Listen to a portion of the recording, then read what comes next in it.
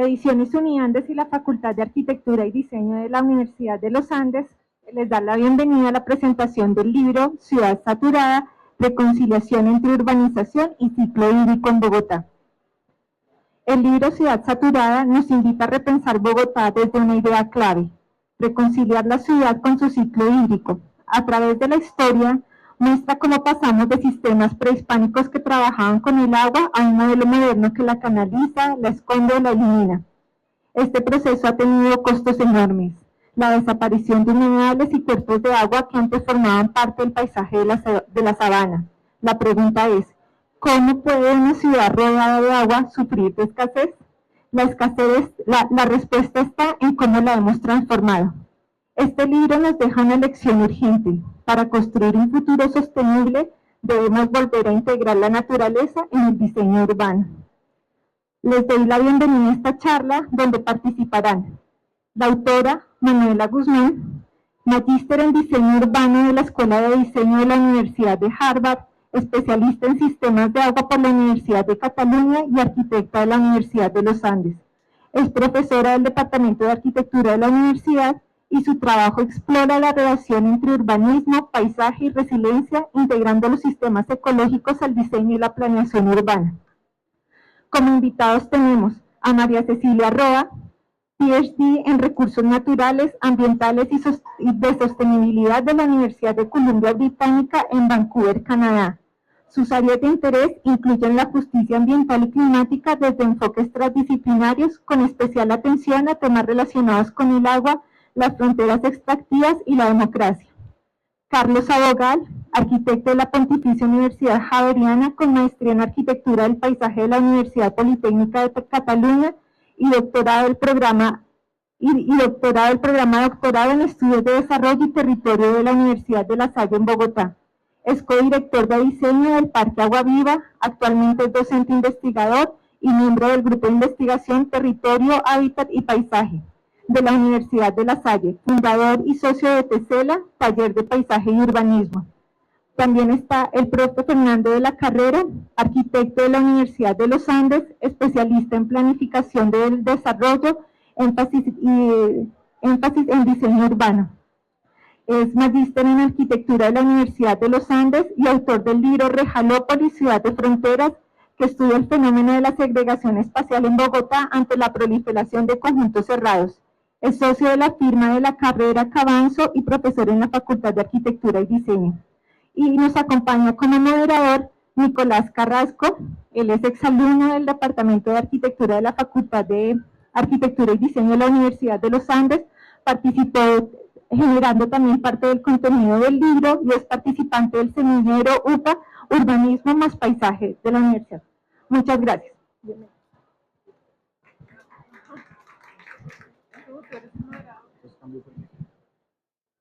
Bueno, no, de antemano quisiera agradecerle a todos ustedes por estar acá, por permitirse escuchar esta conversación que vamos a abrir hoy, a María Cecilia, a Carlos, a Fernando, y pues por último, pero no menos importante, a Manuela. Creo que esto es la cristalización de un trabajo dedicado, amplio y sobre todo muy cariñoso con el territorio.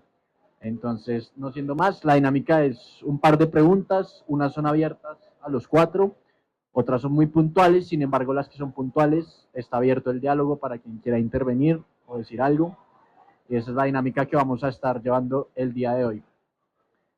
Entonces, para empezar, esta es una pregunta abierta. En una ciudad como Bogotá, ¿qué es lo que no estamos entendiendo o no estamos viendo con suficiente claridad sobre nuestra relación con el agua? ¿Quién se anima?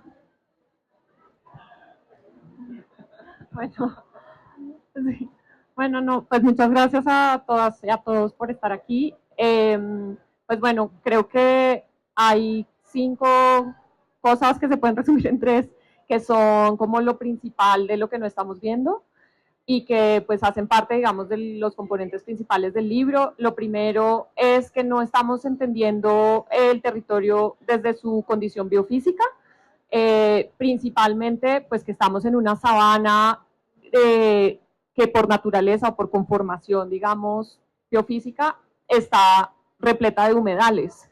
Ese es como el ecosistema o el entorno en el que Bogotá está construida, y a lo largo de la historia del desarrollo de la ciudad, pues eso obviamente se ha olvidado y se olvida frecuentemente, a pesar de que la geografía pues vuelve cada vez que llueve. Todos, si vemos los que venimos, que somos de los Andes, sabemos que cada octubre vuelve el río San Francisco porque el agua tiende a recuperar pues sus zonas o su territorio. Esto pues pasa en toda la ciudad, en parte, digamos, por su condición geográfica.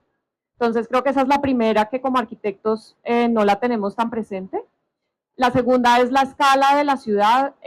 Tendemos a ver la ciudad desde sus componentes o desde sus límites administrativos y políticos, la planeación, por cómo está armada obviamente en todo el país, pero como arquitectos también nos limitamos un poquito a ese límite administrativo y político sin entender la extensión de los sistemas.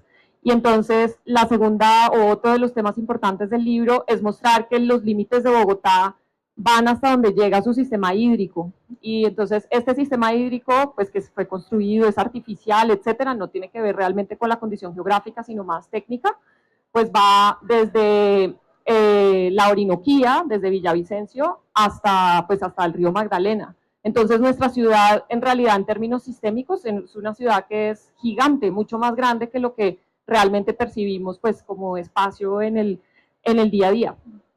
La tercera cosa, que es lo siguiente que está pues en el libro, es un poco que nuestro modelo de desarrollo fue construido desde una visión pues necesariamente que venía de otro territorio. Entonces, pues cuando Bogotá como ciudad se construye en la colonia, pues como algunos podemos haber leído en la literatura de Mejía Pavón y de los años del cambio, lo que trata es de diferenciarse un poco de lo salvaje y de lo natural como un ideal de desarrollo económico. Este ideal todavía se mantiene inclusive en algunas como ciudades más pequeñas del país, en que todo aquello que está más limpio, más construido, todo aquello que es más artificial en el desarrollo de la ciudad, se percibe como más desarrollado. Y esto también luego ya en la planeación más a gran escala y un poco pues trayendo como o aprendiendo de diferentes modelos pues del contexto del norte global, pues se ve reflejado en que nuevamente el desarrollo urbano, lo que se ve como vías, infraestructura, desarrollo de vivienda, etcétera, desarrollo de la ciudad, se entiende también como desarrollo económico. Y se nos olvida un poco cómo entender como esas otras particularidades o integrar a estos modelos que vienen de otras latitudes las particularidades de nuestro contexto. Probablemente no se trata de no utilizar o no aprender de estos otros modelos, sino de entender de esos otros modelos, pues qué cosas debemos complementar con el contexto biofísico que tenemos, que pues obviamente es mucho más rico que otros en el contexto del norte global, y también pues obviamente sociales y culturales que pues han coexistido durante todo el tiempo que se ha colonizado este territorio, pues desde las épocas prehispánicas hasta ahora. Y lo último, que ya es como un poquito más enfocado hacia el diseño, pues es que se nos olvida un poco como arquitectos ver más allá de la superficie, y no entendemos o no vemos, no tenemos en nuestro radar que todo el subsuelo trae la memoria pues del territorio donde intervenimos y pues obviamente del agua. Entonces el libro trata de traer eso, y si lo miran con cuidado, todo el tiempo está mirando hacia abajo y las fotos todo el tiempo están mirando hacia el piso, tratando de contar o de resaltar esta idea de que debemos como arquitectos y como diseñadores tener una conciencia que sea más allá, pues que vaya más allá como de lo superficial. No sé si alguien quiere complementar. Bueno, en primer lugar, muchas gracias por invitarme y felicitarte por este libro que realmente complementa muy bien lo que estás haciendo en tu doctorado, que es algo supremamente complejo, ¿no? Y esto le da una mirada como decía ahorita Santiago, perdón, Nicolás, muy amoroso. Realmente lo que yo percibo en este libro y en el cuidado y en la estética que tiene el libro, mucho amor por lo que estás haciendo y por la ciudad y por el agua, y realmente me causa mucha admiración y me encanta el libro. Y me llama la atención que tú nos haces mirar a través del libro, nos haces mirar al suelo, ¿no? Y a ese territorio que pisamos y a esa agua que atravesamos. Y yo quería complementar esa idea con el agua de arriba, ¿no? Porque también, digamos, Bogotá, y es algo que de vez en cuando nos recuerdan, es un agua que recibe la influencia de la Amazonía, ¿no? Que nosotros en realidad estamos tomando y usando agua que viene a través de los ríos voladores desde el gran ecosistema amazónico. Y eso es algo que a veces dejamos de ver, ¿no? Y nos olvidamos que tenemos esa conexión tan hermosa a través del cielo, ¿no? Del aire, de las nubes, y que recorren ese largo camino desde la Amazonía. Y eso nos conecta, pues, digamos, no solamente como país, pero también con la maravilla que es la Amazonía, y nos hace un país también anfibio en ese sentido, ¿no? Que tenemos una conexión con el agua y con esos ríos voladores. Entonces, eso me parece que complementa muy bien, ¿no? Y que es como un reflejo de lo que este libro nos quiere mostrar, que es la relación que tenemos con el agua en el suelo, en el piso, en la ciudad que atravesamos.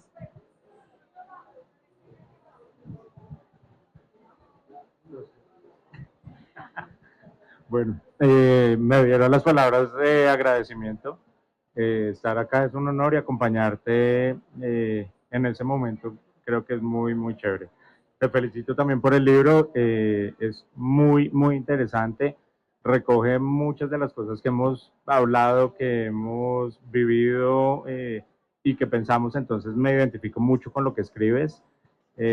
Reconocer nuestra memoria como territorio a través del agua creo que es fundamental, lo hemos desconocido y se ve la dedicación, se ve el cariño, el amor que le metiste al libro, en la recopilación de información, en cómo lo analizas y en cómo lo explicas. Te felicito. Bueno, complementando un poco el tema de cómo estamos viviendo la relación con el agua, creo que nos hemos desconectado, lo que tú mencionas en el libro, el desarrollo urbano nos desconectó, tenemos una geografía maravillosa, unos cerros imponentes, una cantidad de agua que baja de los cerros y que atraviesa la ciudad, pero que no la vemos, no la percibimos. Tenemos mucha agua en la ciudad y el ciudadano normalmente no concibe la cantidad de agua con la que está conviviendo debajo de los pies. El diseño urbano tradicional ha escondido el agua, ha escondido los procesos ecológicos y esa desconexión es lo que vemos ahora. Entonces creo que el libro tiene esa mirada prospectiva de tenemos que reconciliarnos, tenemos que volver a sentir el agua en los pies, no la podemos seguir viendo como un problema y creo que por ahí va encaminado todo. Muchas gracias.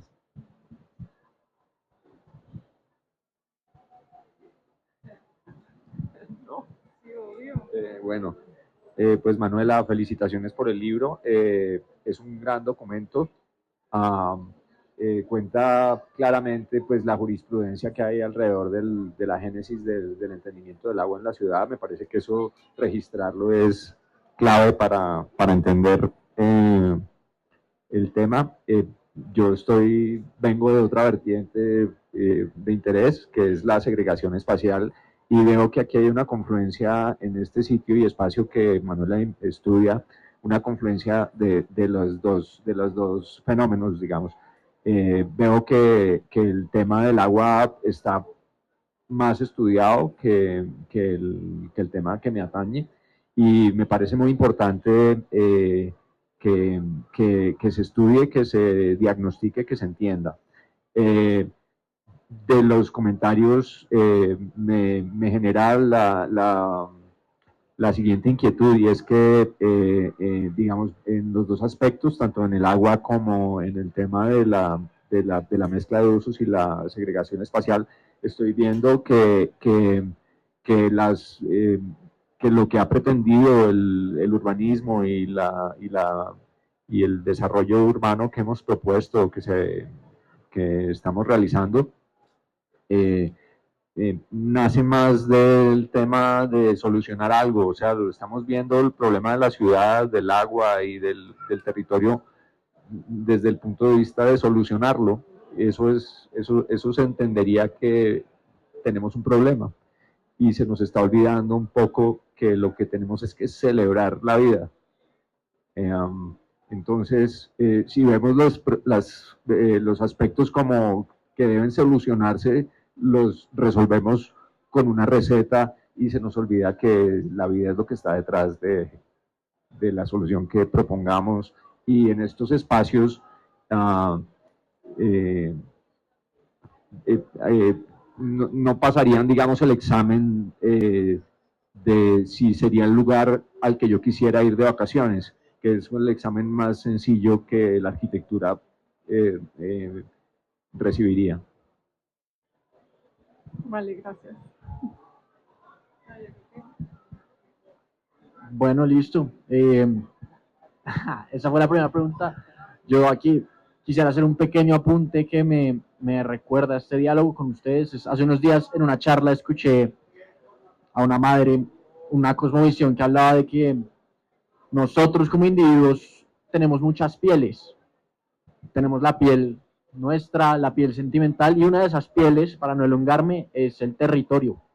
Y creo que este libro, así como lo menciona Manuel, es una invitación a ver hacia abajo, a ver el territorio como una piel que respira, que está viva, que tiene microbiota. Entonces, ¿cuál es el diagnóstico de esta piel? Vamos a seguir con la siguiente pregunta.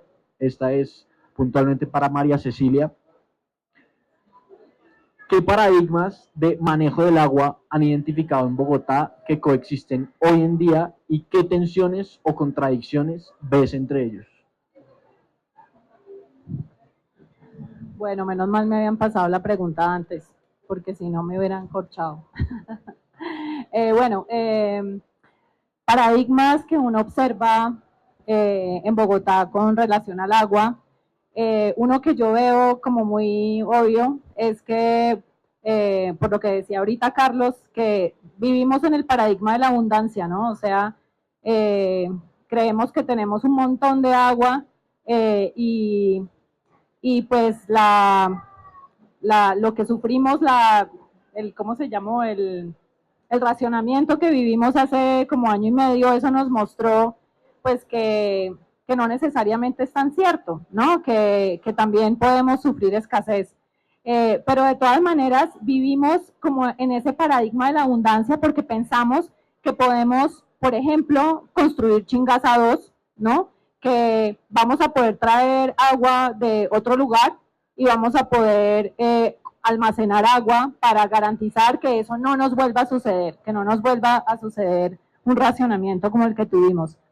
Y a mí me parece que ese es un paradigma que hay que revisar, que hay que cuestionarse, ¿no? Ese paradigma de que podemos traer agua porque hay abundancia de agua en otras partes y que la vamos a poder traer de la cuenca alta del río Orinoco, que es, por ejemplo, de donde viene hoy en día el agua de Chingaza, del embalse, pues que surte al 70% de la población de Bogotá.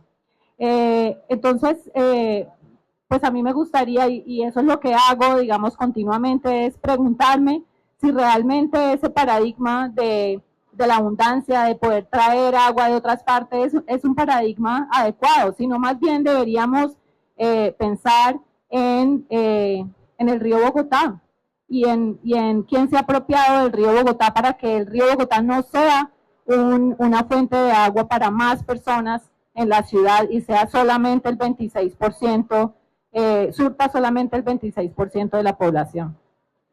Entonces, hay ese paradigma de la abundancia Y por otro lado hay un paradigma que no es necesariamente opuesto a ese, sino muy distinto, que es el paradigma de la gestión comunitaria del agua. No es común saber que Bogotá tiene 33 acueductos comunitarios que están en la zona rural de Bogotá, pero son de Bogotá. Y allí hay un paradigma de relacionamiento con el agua que es muy distinto al que estamos acostumbrados, que es una relación solamente a través del grifo y del recibo, de la factura que nos llega. La relación con el agua en los acueductos comunitarios es una relación de reciprocidad, es una relación de cuidado, y es una relación comunitaria, ¿no? Y ese es un paradigma al que nosotros los citadinos no le prestamos mucha atención. Pero Colombia es digamos, un país donde los acueductos comunitarios tienen mucho que decir a nivel mundial, porque además son muchos, son organizados, tienen una organización democrática muy distinta, digamos, incluso a la democracia que conocemos.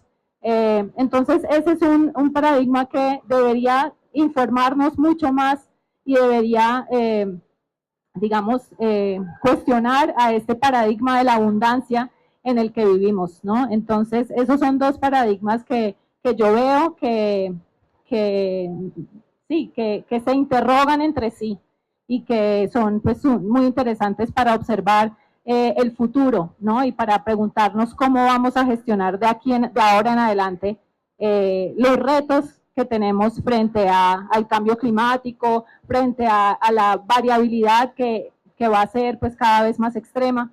Entonces creo que son paradigmas interesantes que nos informan mucho y que nos hacen plantear preguntas difíciles para el futuro.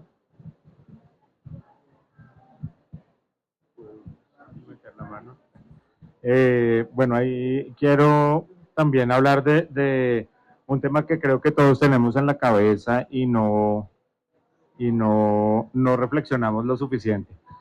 Pensamos siempre tal vez en el abastecimiento del agua. Entonces, ¿cómo me llega el agua? ¿Viene de Chingaza? ¿O cómo la alcaldía me garantiza el suministro del agua? Pero muy pocas veces reflexionamos acerca de qué pasa con el agua después de que la utilizamos. Incluso cuando uno piensa en el recibo del agua, piensa, me están cobrando tanto, consumí mucha agua, pero nunca está pensando qué es lo que pasa al agua después de que yo la utilizo. Y la responsabilidad que tenemos y la responsabilidad que tiene la administración en gestionar las aguas residuales es enorme. El costo que puede representar, no solo económico, sino también ambiental, las aguas residuales es un problema que tenemos y que tenemos que afrontar, que creo que tendremos que ir modificando en el tiempo, porque como lo estamos haciendo no está bien, está demostrado que no está bien y algo tendremos que hacer al respecto.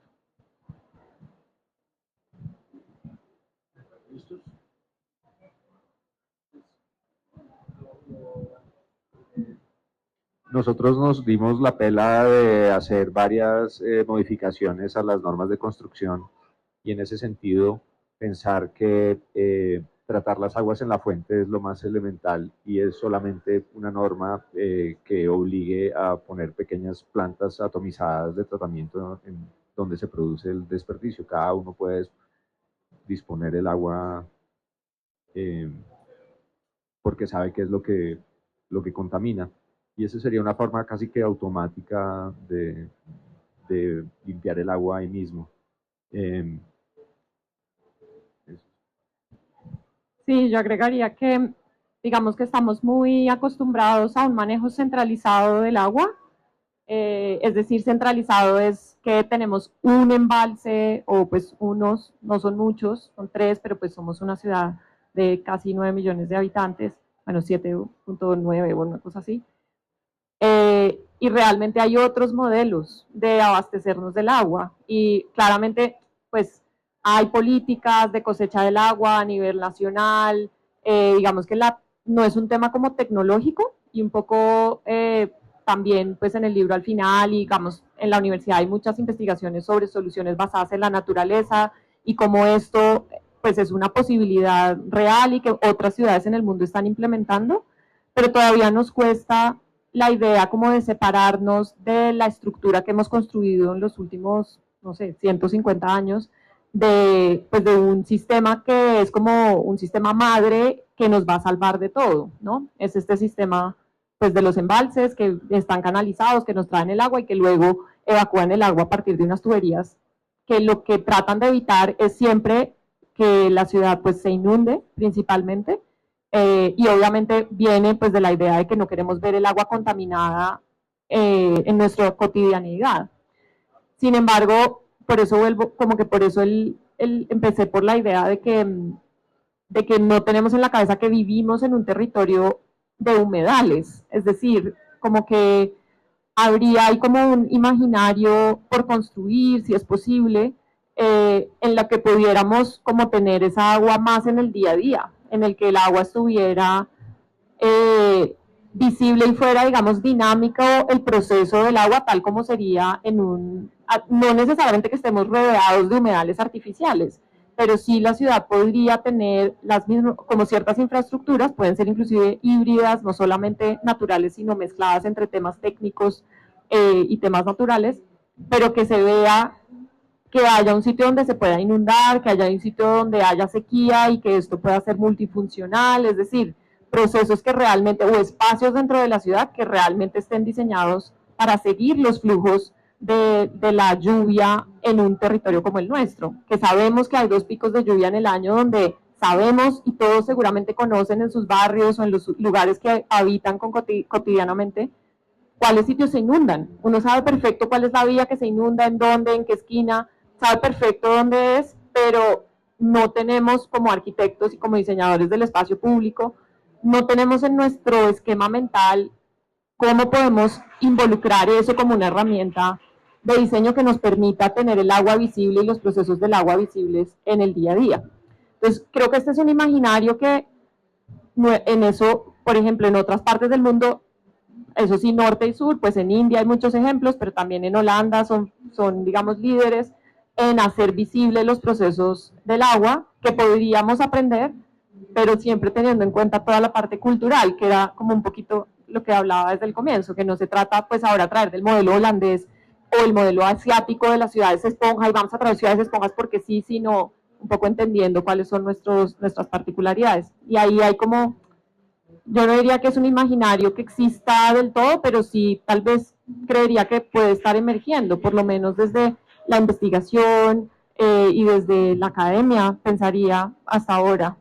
Aunque, y por eso Carlos está aquí, pues tenemos un primer ejemplo en Bogotá de cómo esto sí se puede hacer. O sea, no es un sueño irreal, sino que realmente se puede hacer como se hace en el Parque Agua Viva.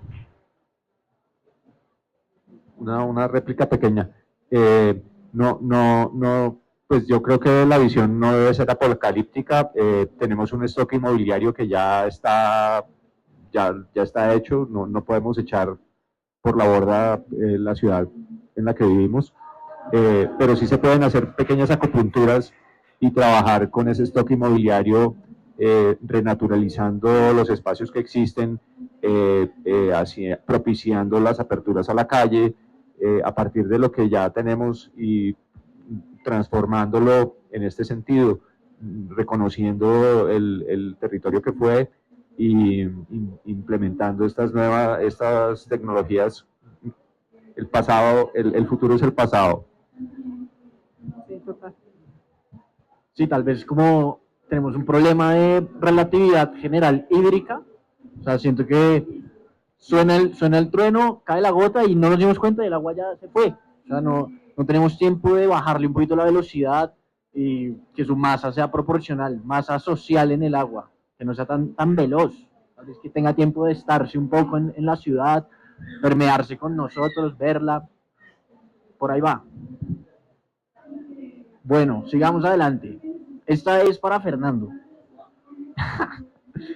El libro contrapone los efectos a largo plazo de modelos de ciudad abierta con desarrollos como Ciudad Salitre y la consolidación de conjuntos cerrados.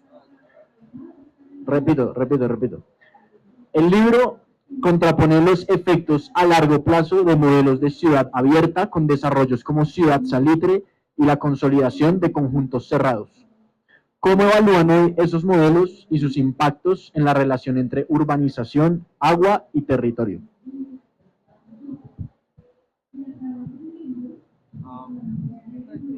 Sí. Pues no resulta lógico ni sano juzgar el presente, las acciones del pasado, pues que las decisiones y los afanes fueron muy distintos. En ese momento, pues había una necesidad inmobiliaria de desarrollar un área y así se hizo, y había un conocimiento al respecto que llevó a tomar estas decisiones. Hoy lo que yo percibo es que alrededor del tema del agua hay un conocimiento bastante importante. Manuela lo demuestra en su libro. Hay investigaciones interesantes que ella referencia y pues aprendí mucho leyendo. El modelo de ciudad a partir del predio con una ordumbre más detallada, que era el modelo, digamos, de las ciudades, del modelo europeo de ciudad, que aquí no está, pues vale la pena revisarlo y en conjunto con el aprendizaje sobre el agua. Yo hice una pequeña gráfica que ilustra cómo de pronto vamos el conocimiento sobre el agua va incrementándose y el conocimiento sobre de pronto la mezcla de usos no está tan considerado en estos aspectos. Viendo los desarrollos actuales en las periferias verticales, Ciudad Salitre es una ciudad de casitas. Lo que estamos viendo ahorita en el occidente, en Bogotá y en las periferias verticales, pues ya desborda toda la lógica del desarrollo de una ciudad, digamos, hecha para caminar y para el peatón. Entonces, pues si bien Ciudad Salitre abrió la puerta a este modelo algo perverso, podría decirse, lo que estamos viendo hoy es todavía más impresionante. Cada vez se hacen aprovechamientos de los predios incrementales, cada vez se hace un proyecto más grande sobre el mismo predio y cada vez se hace una vivienda más chiquita en esos edificios. Yo quisiera preguntarles a todos si ese es el sitio donde quisiéramos vivir, o sea, si eso celebra la existencia, si eso es lo que queremos. Pues yo tengo mis dudas. Sí, yo no sé si pues, cuando hablaba de la gráfica, hablaba de la que usted me ha contado, que hizo de cómo el tamaño del predio ha incrementado a lo largo de los años, ¿no?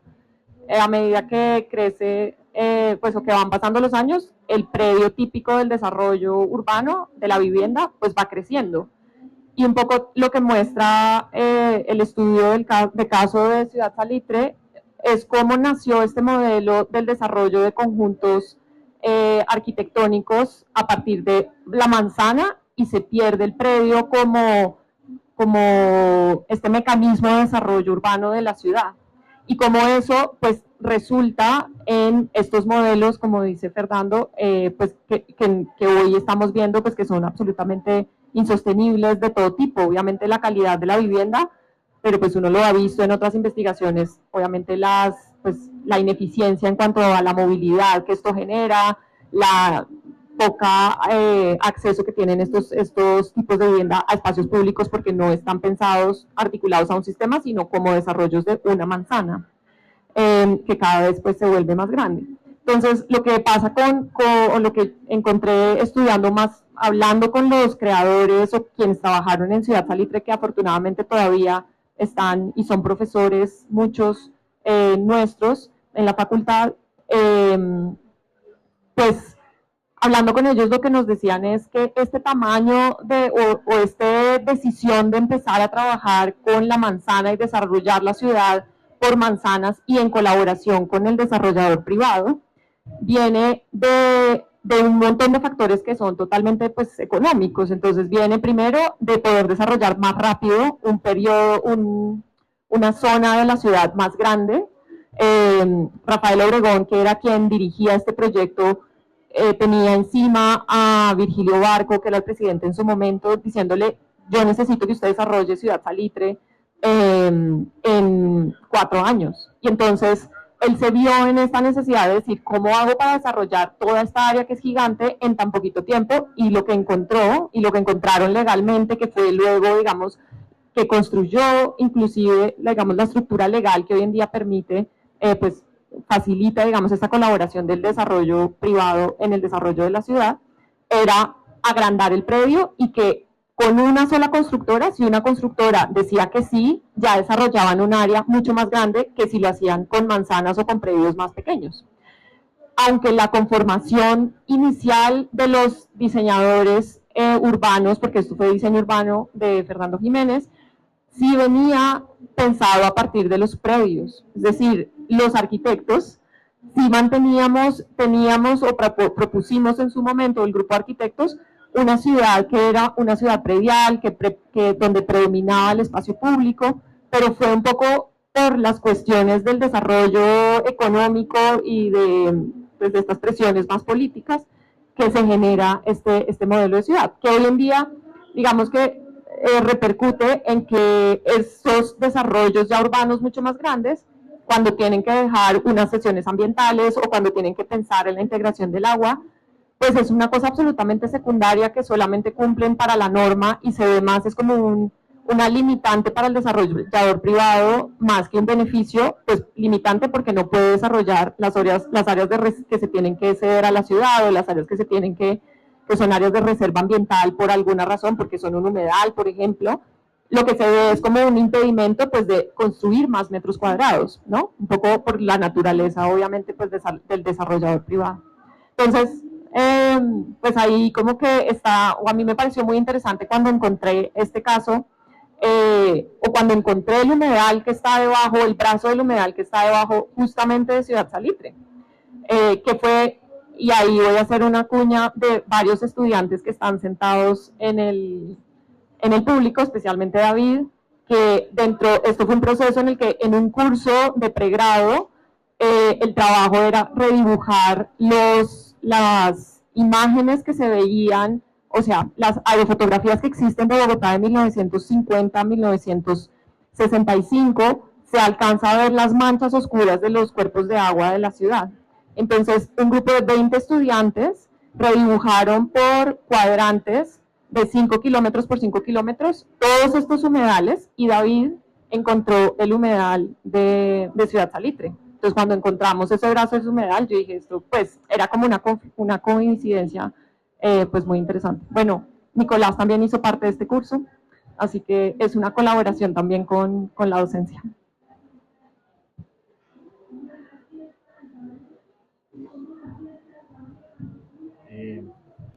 Bueno, sigamos con la siguiente pregunta. Esta va para Carlos. Si pensamos en alternativas al modelo centralizado, ¿qué tipo de aproximaciones desde el diseño del paisaje están proponiendo formas distintas de relacionarnos con el agua en la ciudad? Bueno, pues ya hablamos un poco del tema de descentralizar el sistema de abastecimiento y de drenaje de la ciudad. Creo que se han hecho varias cosas, tiene que ver con cómo las comunidades se acercan al agua.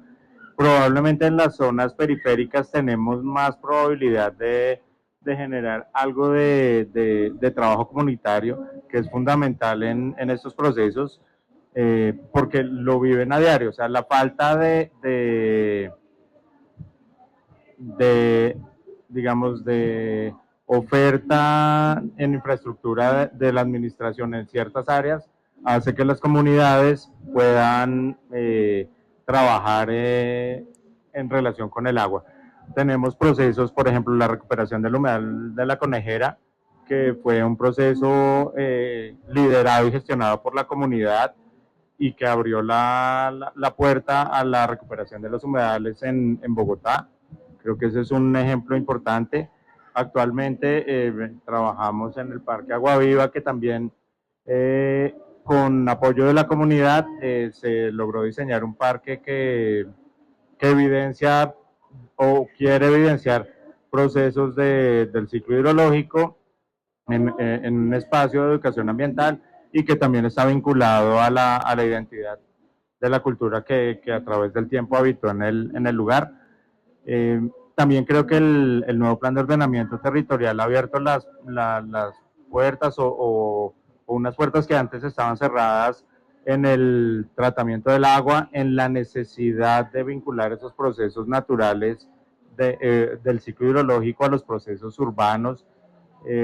Y creo que lo que hablábamos hace un rato es importantísimo evidenciarlos. O sea, creo que el volverlos cotidianos para la población va a hacer que la gente aprenda, entienda, los proteja y trabaje mejor.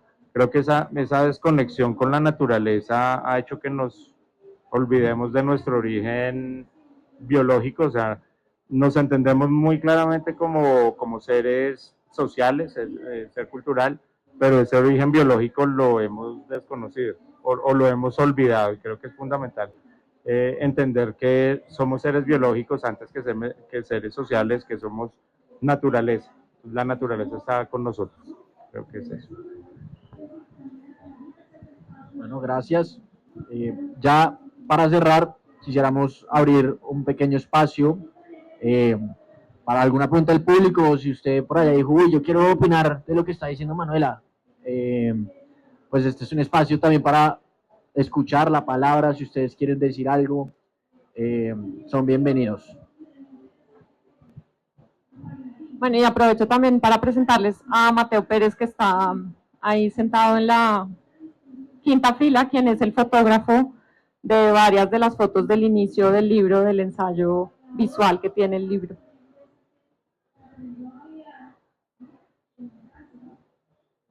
Bueno. Muy bien, David.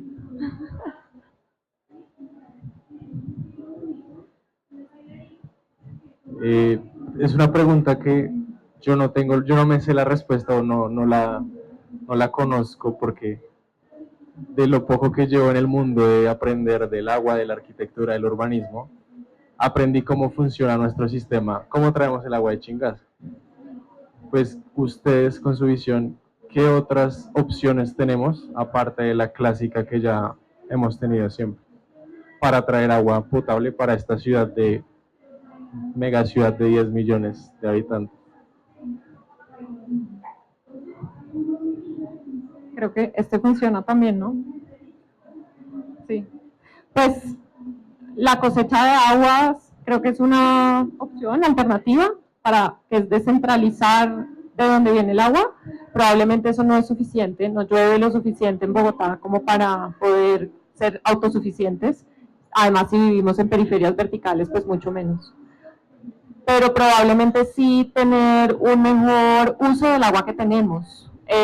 María Cecilia lo decía en un comienzo, la cuenca del río Bogotá está pues metido dentro de la cuenca del río Bogotá, no aprovecha el agua del río porque en general está contaminada. O sea, la mayoría de los municipios que quedan más hacia el norte, pues el río nace en el páramo de Guacheneque, apenas baja unos kilómetros al primer municipio de Guacheneque, ahí se contamina. De ahí en adelante todos los municipios de el río, a lo largo del río Bogotá, todos contaminamos el río sin tratar el agua. Inclusive Bogotá solamente trata una de sus tres cuencas principales, pues que es la cuenca del Salitre, Fucha y Tunjuelo, y solamente tratamos el agua de la cuenca del río Fucha. Si tuviéramos una relación más circular del agua, en la que se pudiera tratar el agua que nos llega por escorrentía, que nos llega de nuestros cuerpos de agua, probablemente sí tendríamos o podríamos compensar, digamos, lo que está pasando, la escasez que estamos teniendo por lluvia en Chingaza. Es necesario que tengamos unas tecnologías importantes de ingeniería para abastecernos del agua, eso es totalmente, o sea, no tiene sentido pensar que solamente vamos a vivir como vivían pues, en las épocas prehispánicas.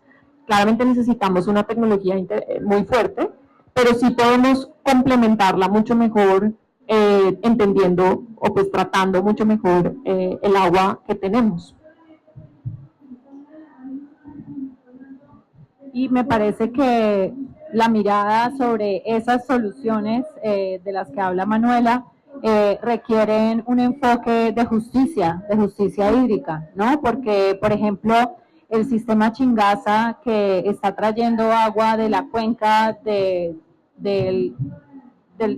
río Orinoco, pero pues particularmente del río Guatiquía, que es un río que pasa por Villavicencio, pues es un agua que le estamos quitando a otro río, ¿no? Entonces, y la gente allá en los llanos resiente eso con Bogotá, ¿no? Ellos saben que el agua de su río está siendo utilizada por los bogotanos.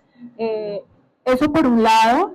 Entonces, ese enfoque de justicia y de pensar a quién está afectando el uso del agua en una ciudad tan grande como Bogotá es una pregunta que hay que hacerse. Y también lo que decía Carlos más adelante, cómo la estamos entregando a las tierras bajas, cómo estamos entonces esa mirada es súper importante. Y también la mirada de la justicia nos habla, por ejemplo, de la distribución del agua dentro de la misma ciudad, ¿no? Porque nosotros podemos de pronto aquí, la mayoría de nosotros puede que tengamos agua las 24 horas del día, todo el año, y hay muchos barrios, muchos sectores de la ciudad donde eso no sucede. Entonces, esa también es una pregunta que tenemos que resolver, o sea, tenemos que hacerle una revisión a la justicia hídrica dentro de Bogotá. O sea, hay barrios en el sur de Bogotá que han construido con sus propias manos las redes de distribución de agua y donde la empresa de acueducto no soluciona los problemas porque no es su propia red, por ejemplo, ¿no? Entonces, esas y muchísimos otros problemas de distribución de agua y de acceso al agua dentro de la ciudad también requieren esa mirada de la justicia y de la equidad en el acceso.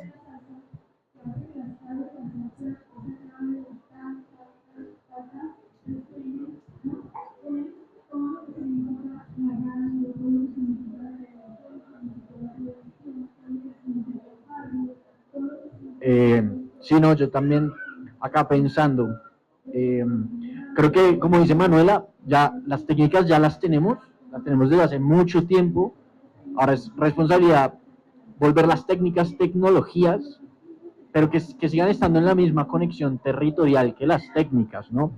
Yo hace unos días estuve en unas charlas sobre la técnica constructiva del bareque, que el bareque es una técnica, bareque responde a técnicas constructivas de tierra y cañas, y yo aquí pensando, creo que tal vez modificar el territorio puede ser otra especie de bareque, pero a una escala masiva, una técnica de tierra y cañas. Yo particularmente, pues en lo poco que he visto del planeta Tierra, creo que las plantas nos ofrecen unas soluciones impresionantes a nivel microscópico, pero también a escala geomorfológica como territorio. Entonces creo que hay mucho por experimentar ahí.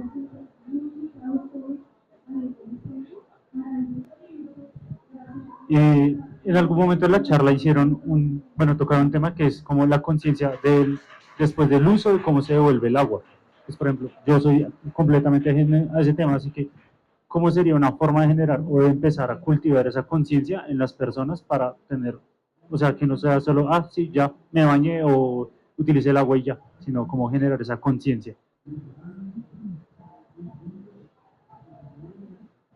Pues, Fernando ya contestó una parte con con la parte de normativa es importante, porque si nos cuando digamos que como sociedad lastimosamente hemos visto que cuando nos obligan a hacer algo, pues ahí sí lo empezamos a hacer. Si desde la normativa nos empiezan a restringir la manera en que estamos entregando las aguas residuales, pues nos tocará repensarlo. Nuevamente, evidenciar los procesos, o sea, si uno ve el agua que está sacando o está haciendo algo, seguramente lo va a hacer más consciente. Y también Fernando lo acaba de mencionar, seguramente no esperar a que el problema de la contaminación del agua se resuelva a la salida de Bogotá, sino inmediatamente la uso, entre varios predios, entre una manzana, hacer pequeñas plantas de tratamiento y que normalmente evidenciarlos y lastimosamente también que cueste. O sea, cuando a usted le cuesta algo, lo hace más consciente. Por eso muchas personas critican el agua gratuita, porque el agua tiene unos costos ecológicos que las personas no son conscientes de eso. Entonces, el tratamiento del agua debería hacerse visible y hacer su responsabilidad mucho más evidente para el usuario. Creo que podría ser parte del tema. Yo complementaría con que creo que nuestro rol como arquitectos es súper importante en mostrar el agua más, en que sea más evidente en los espacios públicos, en los espacios abiertos en general, y que los procesos del agua sean evidentes. Yo creo que, por ejemplo, el Parque Agua Viva que diseñó Carlos es un súper ejemplo de cómo esto se debe hacer en la ciudad, porque no solamente maneja el agua circularmente y digamos que tiene la tecnología para hacerlo, sino que lo explica desde los diferentes momentos del ciclo del agua. Si eso, obviamente no queremos que toda la ciudad se vuelva didáctica, pero claramente si hay espacios donde por alguna razón tú, en tu barrio o en el sitio donde tú habitas, tú sabes que hay un sitio que siempre se inunda y ese sitio se transforma de alguna manera en un sitio que tú también puedes usar, pero que sabes que se inunda y está diseñado para que el agua sea algo divertido, por ejemplo, cuando está, pero también cuando está seco, sea un sitio para hacer otra actividad que no se puede hacer cuando está húmedo, y entiendes un poco ese ciclo, puedes, digamos, empezar a valorar o a permitir que el agua tenga en tu cabeza o en la cabeza de un habitante en Bogotá diferente al actual, que es más la amenaza de la inundación, ¿no? Pasamos de o la amenaza de la inundación o el agua como residuo, ¿no? Cuando nuestros canales, la mayoría, pues son lugares de depósito de residuos. Todos les decimos el caño, pues porque por ahí huele mal, etcétera. Pero si el caño en realidad fuera el sitio donde uno va y se encuentra y sabe que cuando son los periodos en que está más alto, y entonces, yo qué sé, está en la feria del camarón, del cangrejo sabanero, pues empiezas a entender que el agua ya no es solamente residuo y que tiene otro valor y otra simbología, digamos, culturalmente. Y en eso sí que creo que, y por eso el libro, y pues en general yo trato de enfocar mi camino hacia los arquitectos, porque creo que tenemos como esa posibilidad de influir en la cultura de una manera muy sutil, porque la normativa, primero, pues hay mucho que ya existe, segundo, es súper difícil de implementar o no se implementa, nuestra ciudad se construye muy informalmente, entonces obviamente ahí hay un camino importante, pero creía que no es el único y que nosotros al momento en el que nos dan un predio y tenemos la potestad de diseñar cómo hacerlo, tenemos un poder muy grande de influir en la cultura. Entonces creo que ahí, pues, o por lo menos en mi cabeza, hay como una gran oportunidad, por lo menos en nuestra disciplina. No sé si eres arquitecto, pero seguro desde el arte o desde otros lugares, digamos, de trabajo, también hay estas oportunidades.